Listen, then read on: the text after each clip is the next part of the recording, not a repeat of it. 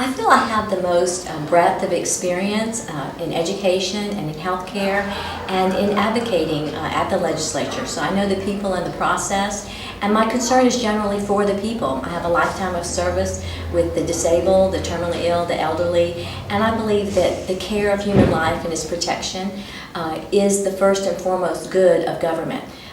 So that's what's interested me in running to help serve the people in my area. I would say Miss Clayson influenced my career path the most.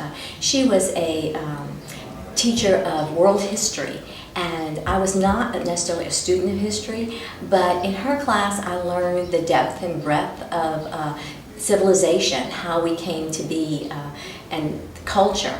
And I feel that she influenced me to always be a lifetime learner, to always be reading, and of course my resume shows a lot of change and diversity and the ability to understand people and get along with many different types of people. So I think my personality and my education background leads me to representing people. I've been doing it in Washington, D.C. for Alabama Citizens for Life. I've served, 2 governors have appointed me to state commissions, one the Women's Commission and one the State Healthcare Coordinating Council.